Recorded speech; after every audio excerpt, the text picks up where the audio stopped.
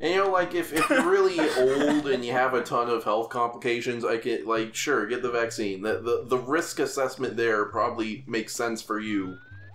But, like, anyone... But not for Tanner. But anyone who's young, it just doesn't make sense for.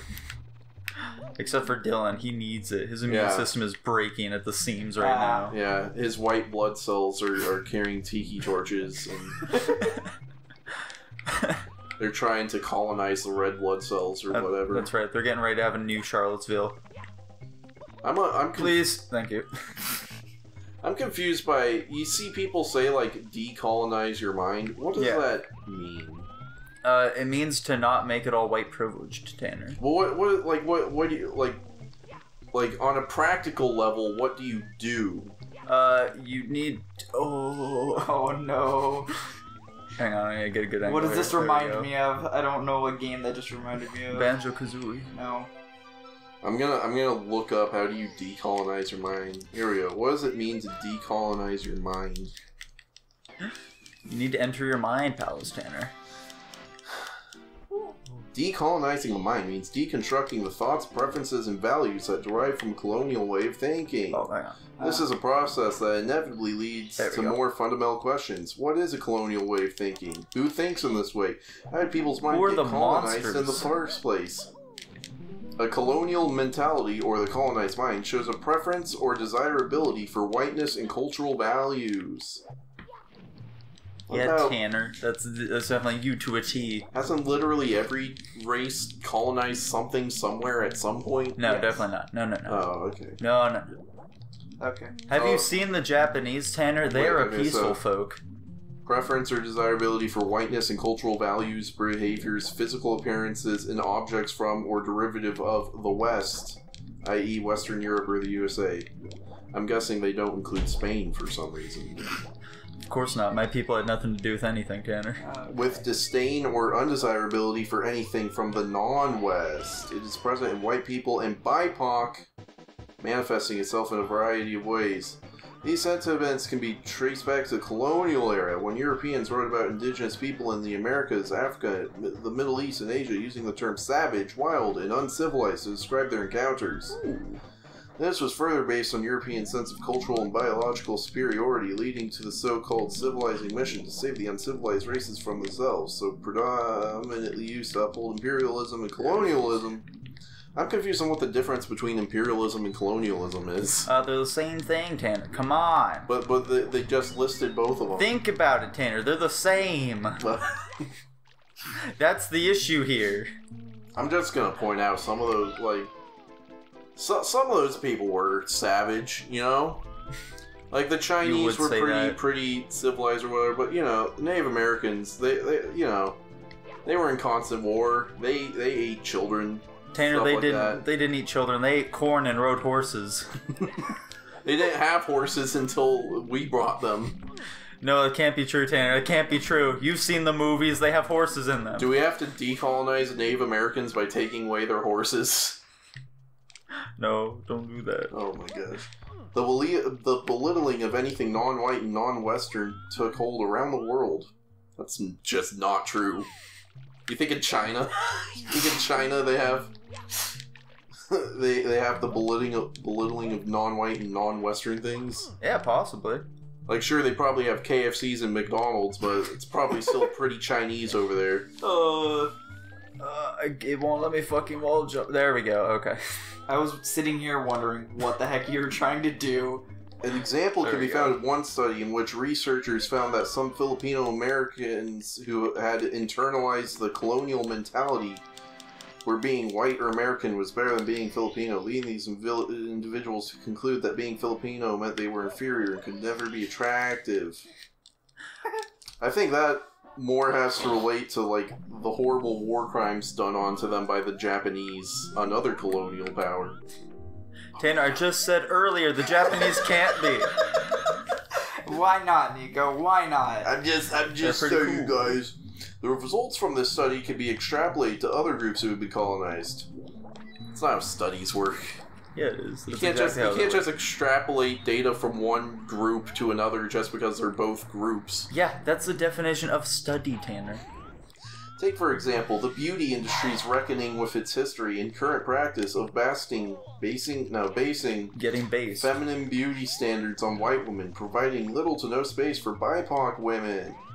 This can be traced back to a history of preference for fair-skinned people under colonial regimes. This can be found in the French colonial powers' preferential treatment of the lighter-skinned Kabyle people over dark-skinned Arabs in Algeria, or the Belgian preference. Wait, what? Oh no. The Belgian colonial powers' preference for the lighter-skinned Tutsi over the darker-skinned Hutu. But the Tutsi and the Hutu were literally distinctions invented by the Belgians. Yeah. What are you people talking about? Often in these cases, lighter skin was equated with being more civilized or more rational than darker skinned people. Ooh. Okay, there we go. So good. So good. Okay. The preference for fair skin goes far deeper than the logics of colonial... The logics? Yeah, the logic, Tanner. That's what it says. The logics of colonial regimes. In India, for example, the use of whitening creams, which often contain harmful ingredients, is widespread, particularly amongst women. Boy, they're going on about skin color. I mean... No! Here we go again. At a certain point, it's just like a preference thing. I agree that having a skin color preference is weird and not very logical at all. So yeah, I personally Tanner, would is be there any logic to who you're attracted to? woman. There you go, Nico. That's all it takes. There's probably some logic, but I haven't laid it out. What else do we have here? Culture, education, language. I want them to say something really stupid. Tanner, it's a scientific study that can't happen. What you're looking for does not exist. Oh, okay. Get on that. There we go. Hang on. That's weird though. You got this. It's okay. I'm just playing Super Mario here. Tanner's going on some race-ridden rant. Meanwhile, I'm playing Super Mario. Yep. Oh, wait, hang on here. Nice. That might screw it up. Hang on. No, it's fine. There we go. Okay, perfect. It's Super fine. Mario. What you worrying about? It's fine. All right, now Tanner. We got This is a theoretical these practices and more over time have led to a pervasive colonial mentality that infects practically every interaction and puts BIPOC at a disadvantage. The colonial mentality fortifies the ideals of white supremacy and the superiority of the West and the marginalization of BIPOC. It further strengthens the basis of the patriarchy, where white men are consistently highest in the patriarchal structures. Tanner, if you're gonna... I'm not pretty high in any structures, you know. I feel like every black person I can name is higher up on these patriarchal structures than I am. Like Dylan? Yeah, like Dylan. Nice. What are we talking You're about? Dylan, you're pretty high up on the patriarchal structure right now. Dylan, you're a BIPOC. Did you know that? I don't know what that means. It means black and indigenous person of color. That's me. Interesting. Did you know that, Dylan? You're a colored person. Yeah. I don't think you should say it like that, Tanner, but... person of color is literally the same thing. They just injected the preposition well, that of color course. stands for. Of course, Tanner, but you can't say it that You way. can't say it that way. So to return to the titular question, oh boy. Alright, Tanner. Easier said than done. Tanner. Yeah. If you're gonna read this, can you at least do so in an entertaining voice? Yeah, sure. What do you want? Hifumi.